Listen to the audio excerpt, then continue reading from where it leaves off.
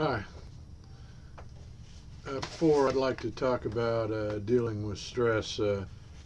Chapter 4 of Solsky and Smith focuses on the sources of stress within the work environment. But before um, a person can really deal with sources, they need to have an idea that they're experiencing stress. So they have to be aware of the indicators of stress, and it's possible that a person can experience stress and yet be unaware of it. In other words, our senses kind of habituate to the indicators. It reminds me of a time I was doing a workshop at a manufacturing company. It was in Cleveland area, and after I was working with colleagues, and after we delivered a workshop, we stopped at a popular restaurant bar on the way back to the hotel. And we sat in there and had dinner, and it was crowded and it was very loud, and we just didn't realize it until we left. Suddenly, we all looked at each other, and we immediately realized that it had been so loud. It was stressful just to have a conversation and be heard over all that noise of people talking in there. And when we got outside and was able to contrast that with the quietness, then we realized that it was actually stressful to be in that type of environment. So people do, I might also say I can't count the number of people I've talked to who change jobs or leave an organization, and then they say um, they never realized how much stress they were under at work until they left that job. So it's important that we're able to learn our own indicators of stress. Some common physical indicators of stress: increased heart rate and blood pressure, skin becomes flush, feeling overwhelmed or confused. I know for me, I start to feel stressed when when I'm feeling overwhelmed with what's on my agenda. I'm confused about where to even begin. That's an indicator for me that it's time for me to kick in dealing with the stress. So the first thing you have to do is be aware of your indicators of stress. The next thing you need to have a strategy to return your internal state to normal. Deep breathing is a common one. I use deep breathing through meditation, and that takes me back to normal. I'm a Detroit Tigers fan, and Miguel Cabrera is one of the better hitters in the league today. And one of the things he does, if you watch him, and he's often, when he comes to bat, it's in stressful situations because there's usually runners on base, and he's expected to drive them in. And there's a lot of pressure on him to do well. And one of the things he does, he steps out of the batter's box, and you can watch him. You can see he's doing a deep breathing. And what he's doing is he's controlling his internal state so that he stays normal, and it facilitates high performance for him. He's become so good at this that I read where other players on the team were asking him to coach them on how to do it so that they could better manage their stress when they came to bat. I've also, another common strategy, I've talked to people who, when they're experiencing a lot of stress in a workplace, and they bump into somebody who wants to talk, rather than talk right there on the spot under stress, they have a strategy where they walk to a conference room where it'd be more quiet, and that process of walking from where they're at to the room allows them to calm their internal state down. So that way, when they begin to have the talk, they're talking out of a normal state. Also, I know people have reported they silently recite something. It could be something inspirational, or it could even be something like a spiritual passage, and what that does, that centers them. It brings them back to their normal state. Um, Too much stress or too much intensity of stress um, triggers the fight, flight, freeze response, and this is an automatic response. It comes from the amygdala in the brain, and it works automatically, literally without thinking. And it's a survival response that has evolved over time. There's a lot of animals that have this response. And the freeze response, where where there's this moment of hesitation, what do I do? That can also serve as an indicator of a high stress. And the problem with this fight, flight, freeze, and by the way, they happen in the reverse order. Freeze happens first, and then usually flight, followed by fight. Ralph Kilman is a co-author of the Conflict Modes Instrument, which describes 5 conflict styles. You see them listed here: compete, avoid, accommodate, collaborate, and compromise. And usually, now every one of these styles has a context where they're effective, so they're all important. But collaborate and compromise, in particular, um, leaders rely on these within the workplace.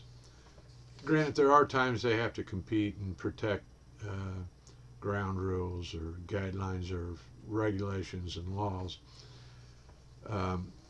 But what Ralph Kilman, his research has shown that under high stress, these styles change. The compete changes to fight. It becomes shouting, or it's verbally threatening, or even can be physically threatening. The avoid style becomes flight. I've heard leaders say they just leave the area to get away. Well, usually when they do this, it's at the worst time. It's when their people really need them there to be working through something. And accommodating turns into freeze, like holding their breath, stuck in inaction, seeing but ignoring. Notice this is the stop, look, listen, be aware of threats mode. And then the productive styles of collaborate and compromise, they go away. They're not available during the high stress. So what this means is, not only does it take away the most productive styles, but it turns the other styles into their worst applications rather than their effective applications. And so it's because of this, it's important that a person become aware of their indicators and be able to manage their internal state. Now, I also want to talk a little bit about stress management interventions. Landy and Conti talk about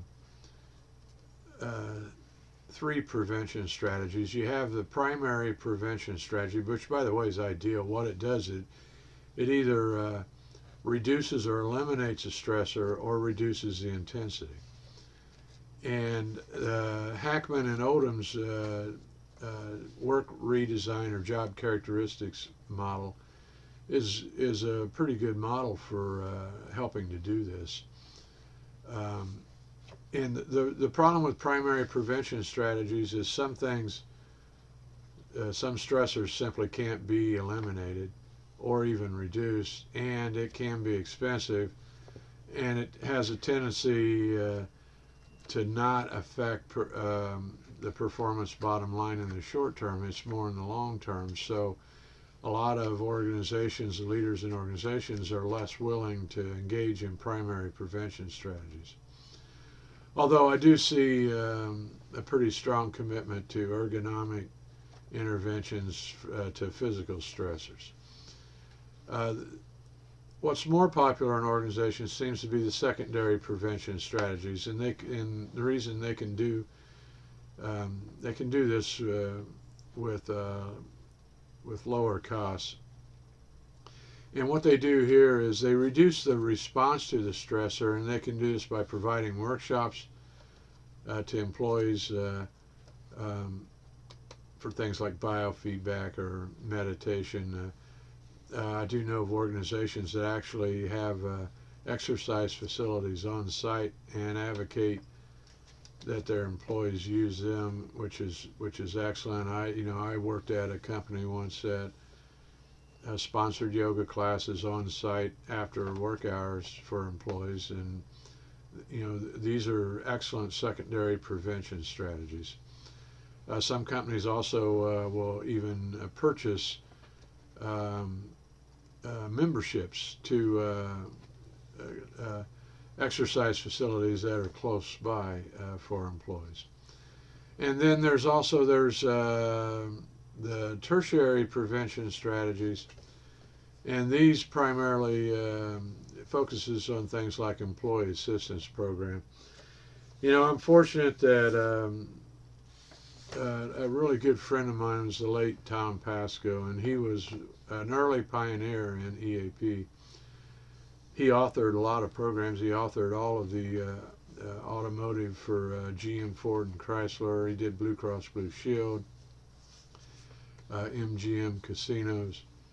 And he was a real advocate of employees becoming trained as EAP representatives where they could provide referrals to community services to employees who had ran out of ways to cope. And it really provides a safety net for employees. It's highly effective. And today, it started out in early days, it started out focusing on alcohol and substance abuse and was highly effective. And since then, it's expanded to cover just about anything you can think of in terms of a person's personal life, including even problems with elder care.